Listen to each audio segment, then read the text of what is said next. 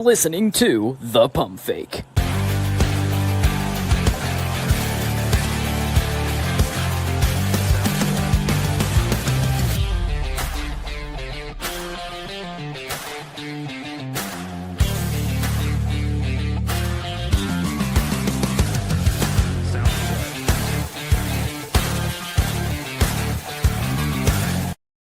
All right, welcome in to the Pump Fake, everybody, brought to you by FanDuel. Jarrett Bailey here with you as always, joined by my good friend from Sports Illustrated, Matt Verderame. Good to see you, pal. How are you?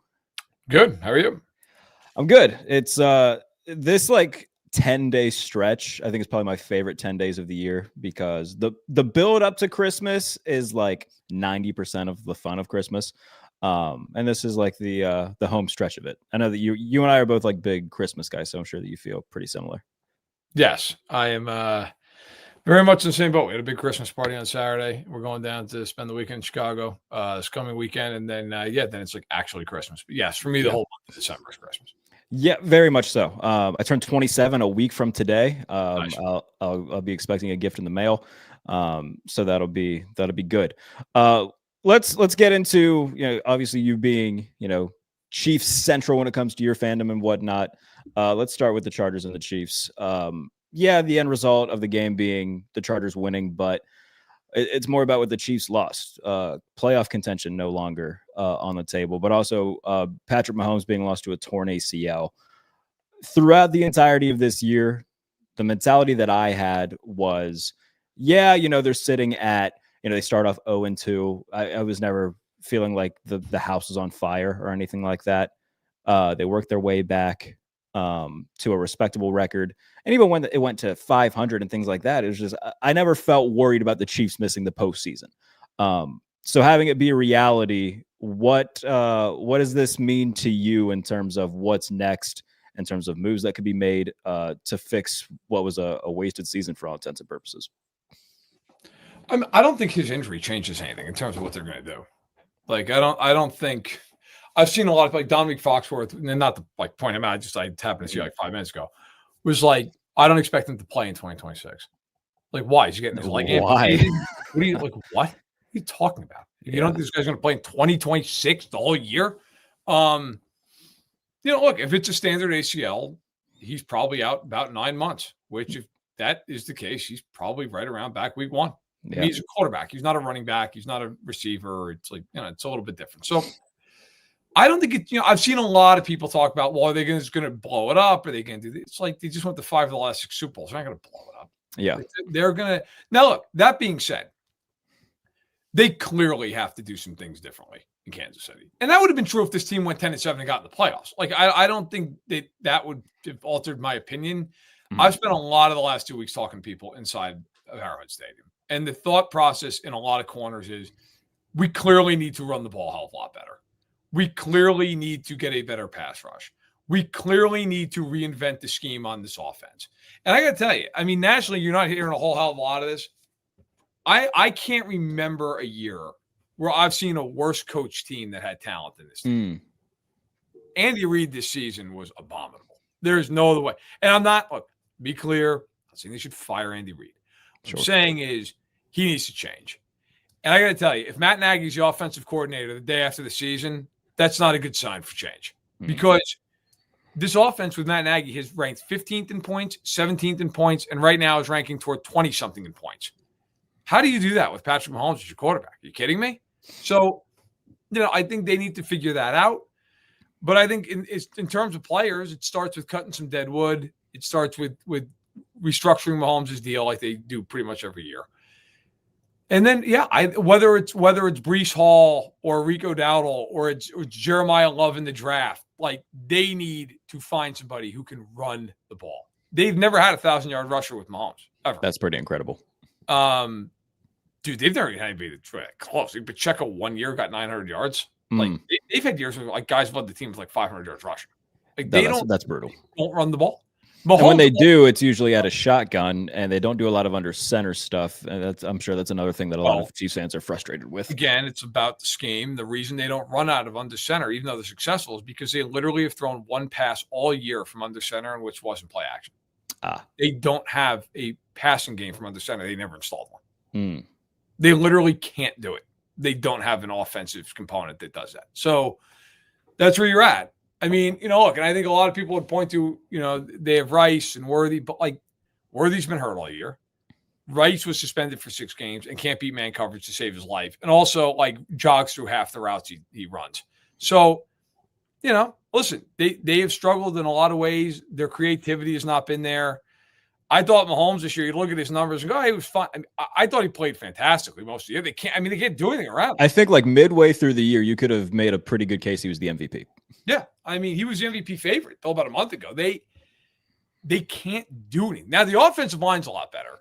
So that's a win. But like I can't remember watching a team that is less creative offensively, which is a stunning thing to say about a team coached by Andy Reid, but is true. They don't, you watch most teams in the league, even teams that are bad, and there's 8 to 10 throws a game that are just easy. Guys open, hit them on time. I defy anybody watching this, listening to this. Go watch the all 22 of the Chiefs over the last 8 games. Find any game where there are more than 3 throws like that. They don't exist. Juju Smith-Schuster has been playing a lot of snaps for the Chiefs. And in the last 6 weeks, okay, and I'm going to pull it up to give the exact numbers here. So sure. Juju Smith-Schuster, starting with Buffalo, has played 28.3% of the snaps, 34.3, 46.9, 33.3, 37.5, 52.5. Goodness. So at minimum 28%, as much as 52%, averaging right around about 40-ish%. In those 6 games, he has 3 catches for 15 yards. Goodness. It's not going to win. You're not going to win games. They have no running back, and they play Juju Smith-Schuster more like half the snaps. I mean, you're 11 on 9 every snap you have, and it's showing up. Yeah. On the other side of this, for the Chargers, putting themselves in really good position to lock down one of these wild card spots. Depending on what happens with Denver, maybe win the division. But what does this say about the Chargers? How confident are you in them to be able to win a playoff game and maybe make a little bit of noise in an AFC that's pretty wide open? I don't think the Chargers can do anything in the playoffs that's notable. I'm on the same page as you. The Chargers stunk on Sunday. The Chiefs just could not get out of their own way, which has been the story of their entire season. Sure. Like defensively, the Chargers, to their credit, are pretty good. Offensively, man, they're brutal. It's not a lot that scares you. Oh my God. Like they're not good on offense, man. Like that team. Look, if they're like the 5 seed and they play the Steelers in the first round, yeah, whoever draws the AFC North, you feel pretty confident. Like, okay, for fine. sure, Maybe. I have no reason to think they'd beat Jacksonville. I have no reason to think they would beat New England or Denver. Like they're not good. They're not a good team. I don't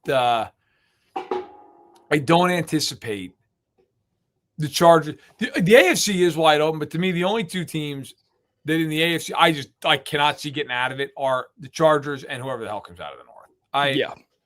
I have no reason to believe those teams can do anything. Anybody else to varying degrees? Yeah, I think they're right in the mix. Yeah, I don't know, man. Like the entirety of this, and not to make everything about the Bills, but like you look at the quarterbacks that are going to be in this field. Justin Herbert never won a playoff game. Justin Herbert, fantastic, but never won a playoff game. Bo Nix never won a playoff game. Denver's defense is terrific, but like how much do we really like truly fear the Broncos is like going from, last year getting blown out in the wild card round to then going to the Super Bowl. Houston's defense is great, but offensively, that outside of Nico Collins, not a lot there. There just feels like the year where, all right, if not now for Buffalo, then when? And is it never? Because like this is as open as things. You don't have to deal with Mahomes, who's been has been the one thing you can't get past. It's like they stepped out of the penalty box and immediately got the puck for a breakaway. It's like, all right, like you got to bury this. I'm very conflicted on the Bills because if I'm being brutally honest about them, on one hand, Allen is clearly the best quarterback in the playoffs in the AFC.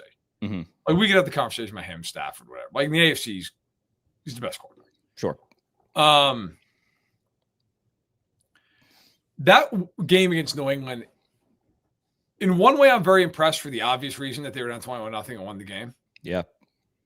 On the other side of the coin, they gave up 31 points in that game and can't stop a nosebleed, which has been just a pervasive problem for this team. Run defense especially is very bad. They're brutal, man. And like that's the thing that just scares the hell out of me with them is if they play a team that can stop Cook or just like limit him. I'm not saying stop him like 30 yards. But like, he rushes 15 times for 60 yards. Mm-hmm. I don't know. Like Allen barely threw for more yards than Mahomes threw for yesterday. And it was like pulling teeth for the Chiefs to move a foot. And they basically had the same stat line yardage-wise. I don't know. Allen is great. But like my concern with Buffalo is like, let's say they go to Denver. Yeah. And he's miles better than Bo Nix. But like, can Buffalo score if they get a pass rush and they stop Cook from running? Like, I don't know. Mm-hmm. Look, if you said you're pinning me down, who do I think is going to go to the Super Bowl of the AFC? They're probably the safest bet. But I might take New England. I think New England and Buffalo are my two favorites, and it'll come down to those. And it's because New England would be at home. Yeah.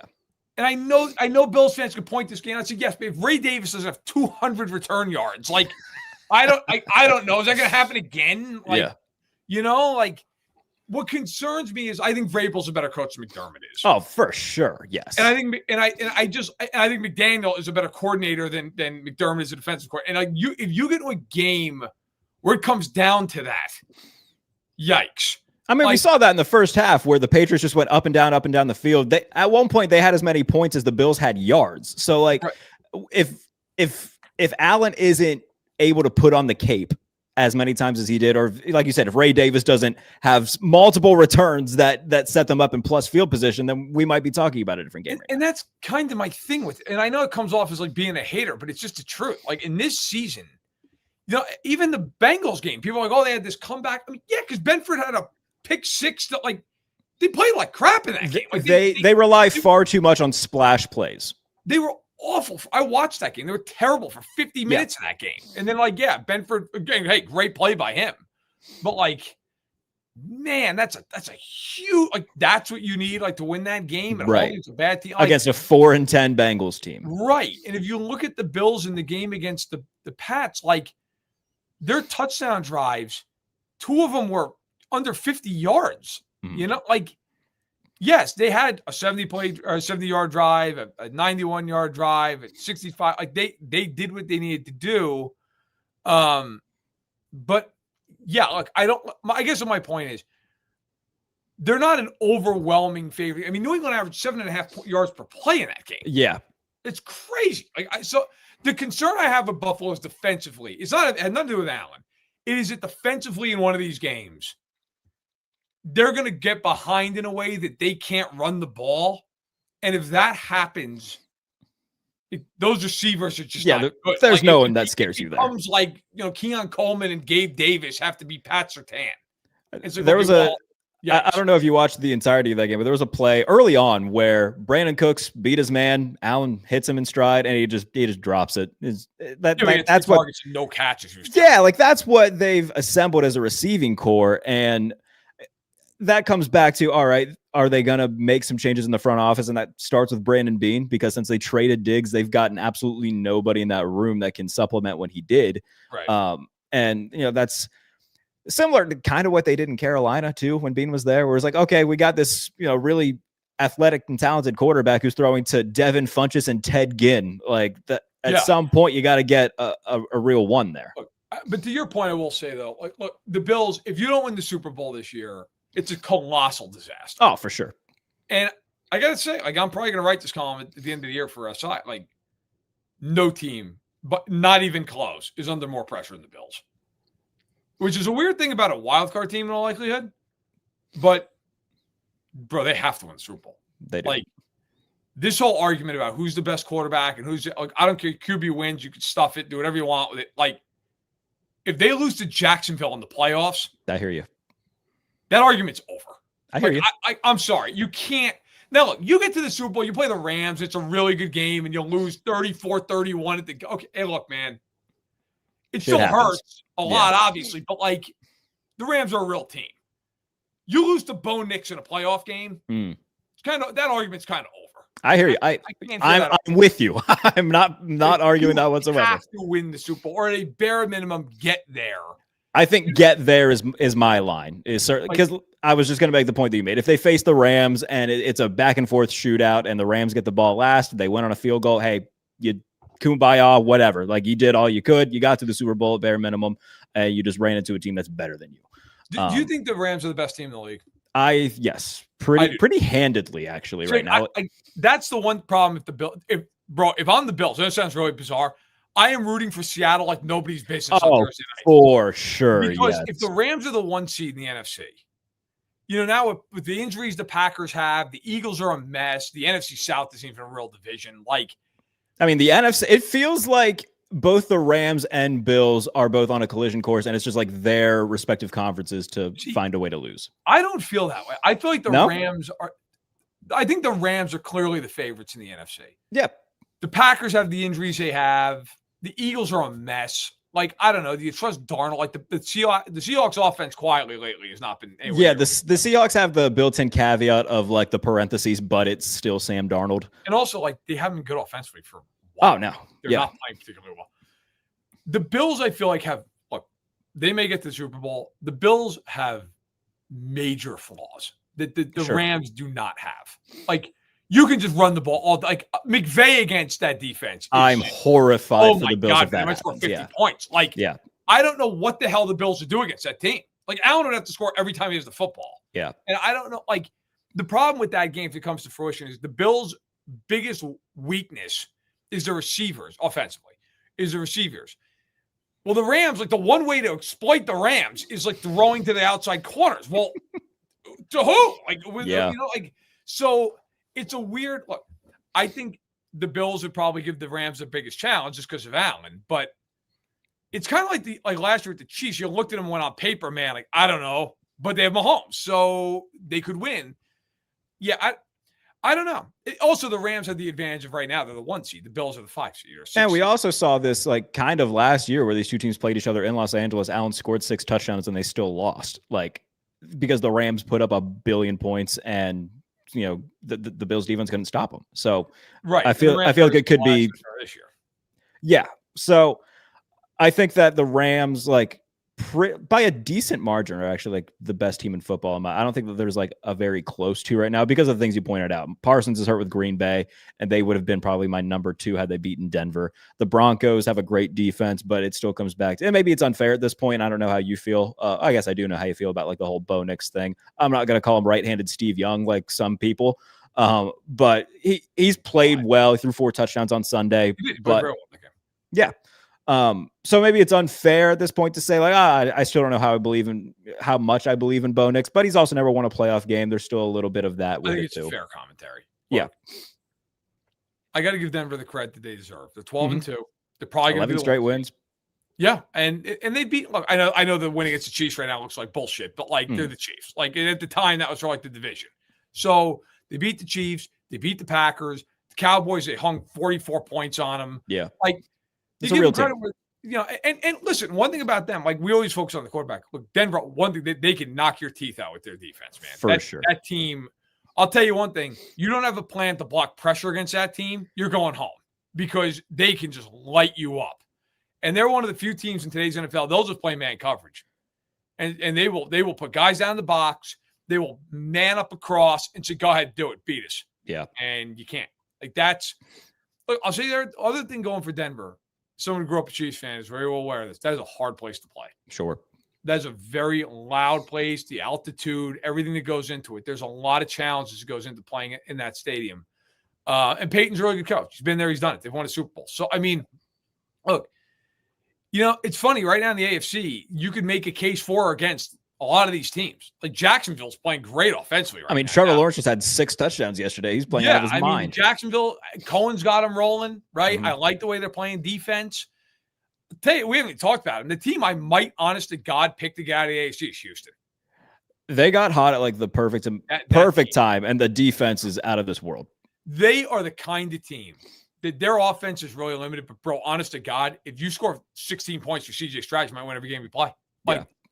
They are dominant like in a way that is just, and like we talk about Stingley, and he's awesome. He deserves to, like, Lassiter's really good. Petrie is really good. Like, they've got, now again, they've got the same problem the Bills, so they're going to be on the road, right, for a majority of this thing, unless something weird happens. But yeah, look, Houston beat the piss out of Buffalo and had Davis Mills as the quarterback. Yeah. And then they went to Kansas City and held them to 10 points. Like, they can play. I mean, that team, they're all good. So, look, the AFC to me is more wide open than the NFC. Where I just look at the NFC and think, if the Rams play their best, they're just better. Now, that said, if they lose Thursday night and they're a 5 seed, yeah, look, they'll kill the Bucs.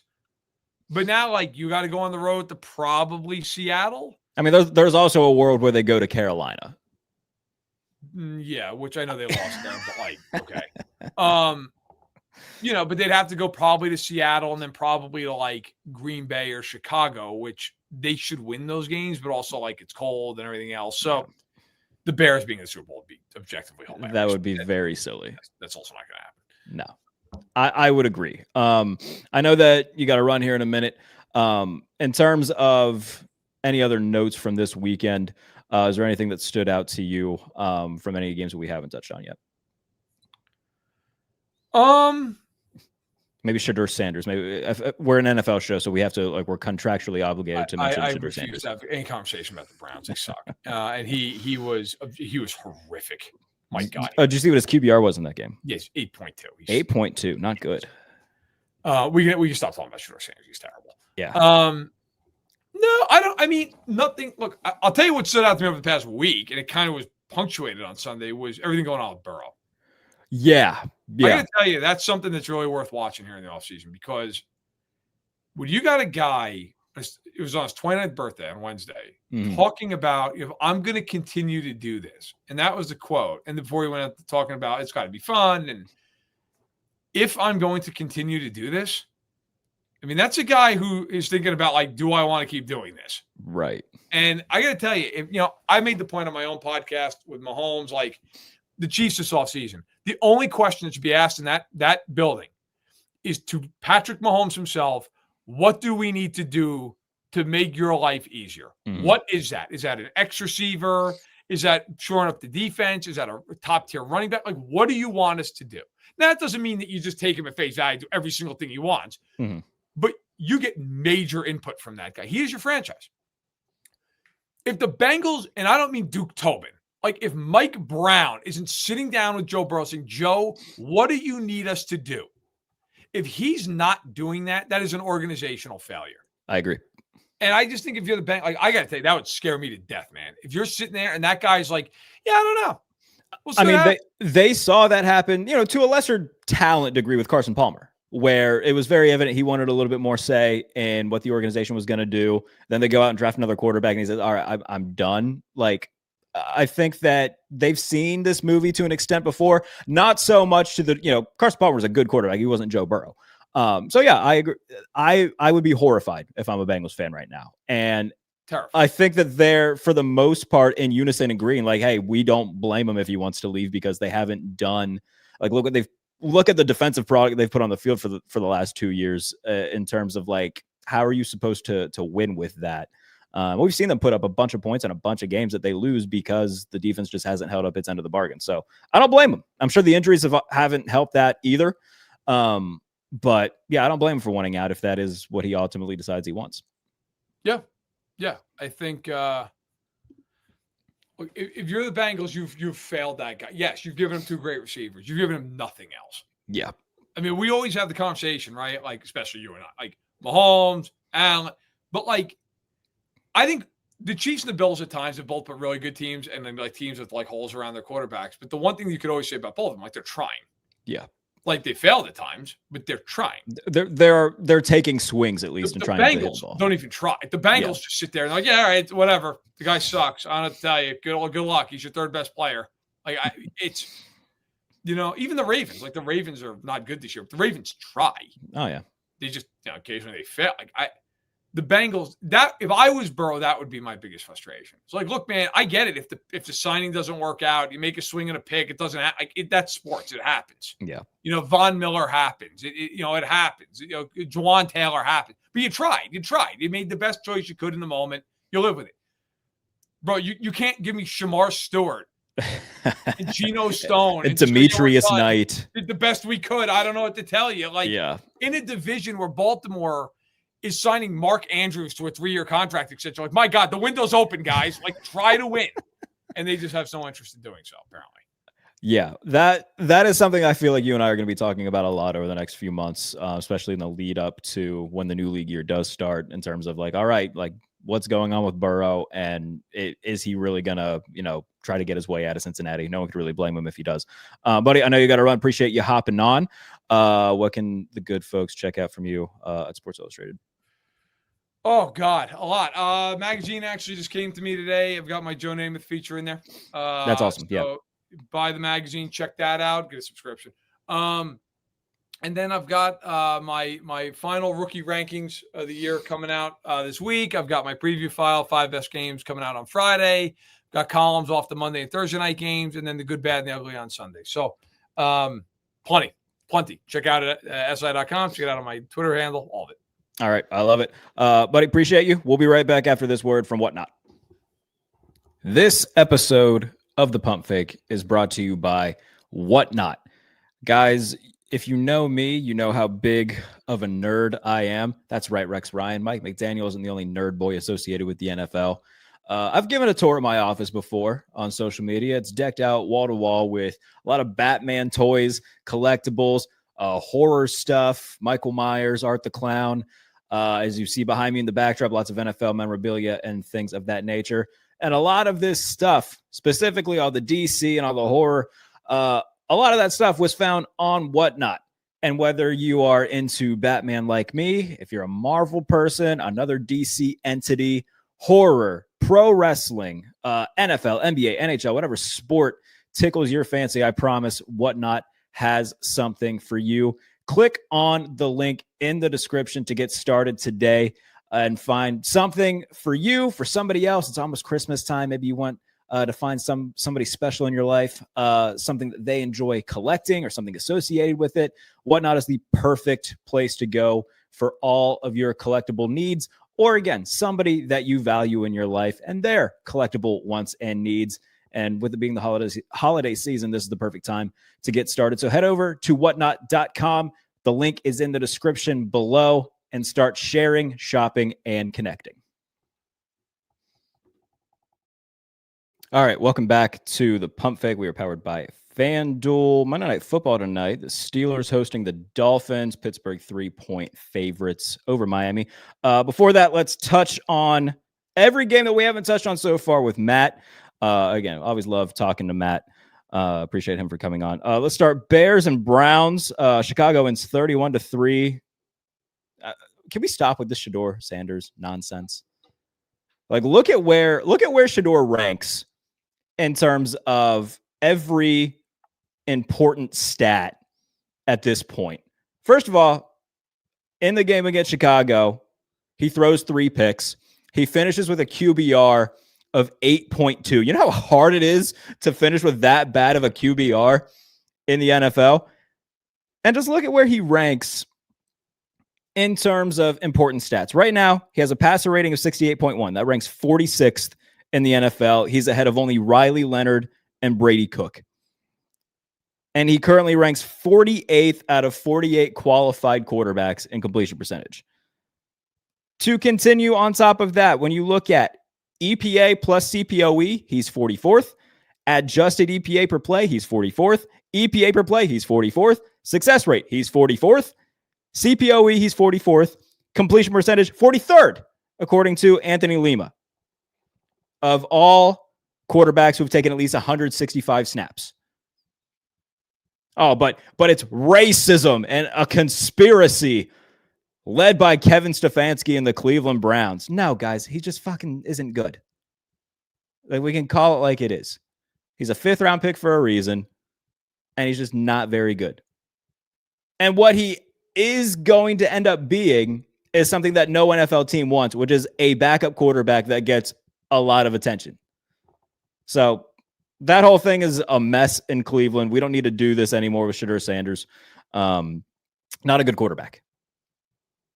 near the bottom of the league in just about every ranking. The Bears win. They continue to try to make a push for the NFC North title. Considering that Green Bay lost, that certainly helps their cause there. The fact that Detroit lost, they're sitting pretty good in the NFC North. We'll touch on it a little bit with Matt. The Bengals lose 24-0 to Baltimore. Joe Burrow just looks defeated, man. Bad pick six near the end of the game. And yeah, Cincinnati just couldn't get anything going offensively against a Ravens defense who, I mean, you remember in the first 6 weeks of the season, this is a bad defense. It's gotten better. But I wouldn't, qualify or call the Ravens defense like an elite unit. I know they didn't have T. Higgins out there, but this is still a Bengals offense that when Joe Burrow's on the field, you expect them to put up points. And another note from this, by the way, this is the first loss that Joe Burrow has had in week 15 or later in the season. So bizarre, bad game from the Bengals, who are officially eliminated from playoff contention. The Commanders beat the Giants. Jackson Dart evaluated for a concussion again. I'm beginning to get worried about Jackson Dart. This is a very talented guy with a reckless play style. And to his defense, he pointed this out too. Josh Allen and Lamar Jackson and a bunch of other quarterbacks run around a lot and get hit a lot. But he's the only one who's getting evaluated for a concussion every other game. He's got to learn to protect himself if he's going to play like this. The Commanders also announced today they're shutting down Jaden Daniels for the rest of the season. That is the right call. The Philadelphia Eagles defeat the Las Vegas Raiders 31-0. Kenny Pickett had 29 net yards on 29 attempts. That is impressively bad. I'm very glad I don't have to deal with Kenny Pickett anymore. The Raiders, what a swing and a miss this year has been. Trading for Geno Smith, hiring Pete Carroll, and everything just goes down the toilet pretty quickly. Worst team in football by a maybe not too considerable because Tennessee's still there and the Raiders beat Tennessee. But as of right now, the Raiders are the worst team in football. Jacksonville, we touched on it a little bit. Trevor Lawrence, 5 touchdown passes and a rushing touchdown. The first quarterback in history with north of 330 passing yards, 5 touchdown passes, 50 rushing yards, and a rushing touchdown all in the same game. Hell of a performance from him. The Jaguars, over the last month, Jacksonville has been on an absolute tear. They have done incredible work. So has Trevor Lawrence. I know that Mike Vrabel in New England is more than likely going to get Coach of the Year. Liam Cohen should be right there, as should Ben Johnson in Chicago. But these are all first-year guys who have their teams north of 10 wins. And Liam Cohen should absolutely be in that conversation for Coach of the Year. The Texans, 40-20 over the Arizona Cardinals. Big offensive output from the Texans, something that we haven't seen a ton from them this season. And they get it when the defense has been playing really well and they can show that they can hold up their end of the bargain as well. 3 touchdown passes, no interceptions from CJ Stroud. Nico Collins has a big game. Houston, 9-5 and looking to cement a spot in the playoffs after a very bad start. They started off 0-3. They have rallied back and won 9 of their last 11 games. So really good stretch from Houston.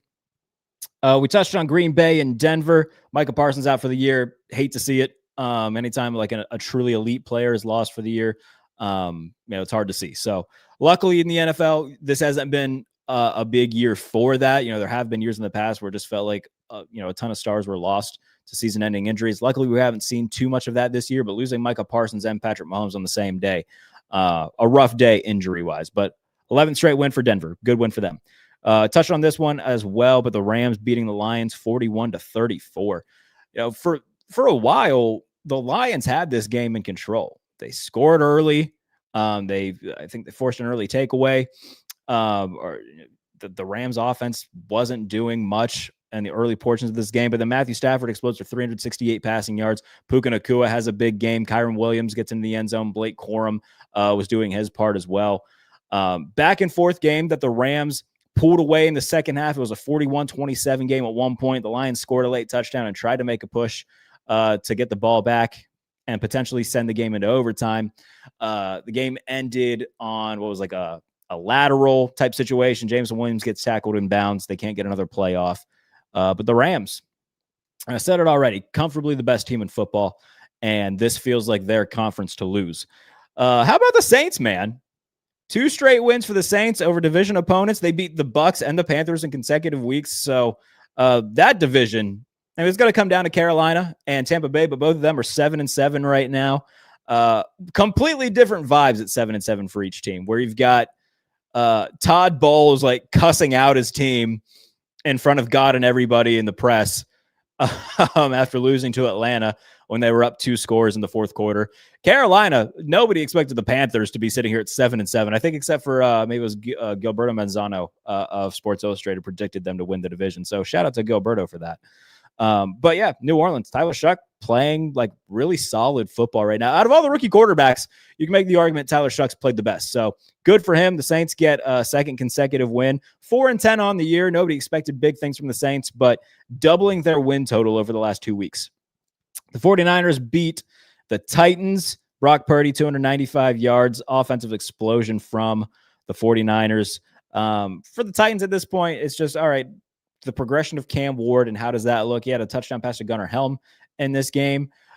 He continues to look like a guy, who you can build your franchise around. So for Tennessee, it's just a matter of getting him real players on offense and, finding young pieces to build a core and build for the future. But for the 49ers, we talk a lot about in the NFC this year and over the past couple of years where it's like, all right, Philadelphia won the Super Bowl last year. The Rams are playing great. The Seahawks are playing great. It feels like the 49ers have kind of flown under the radar after a half decade where they appeared in 2 Super Bowls themselves, were consistently in the NFC Championship game. Flying under the radar are the 49ers. I know they have a lot of injuries, but when the offense is clicking, they're a hard team to beat.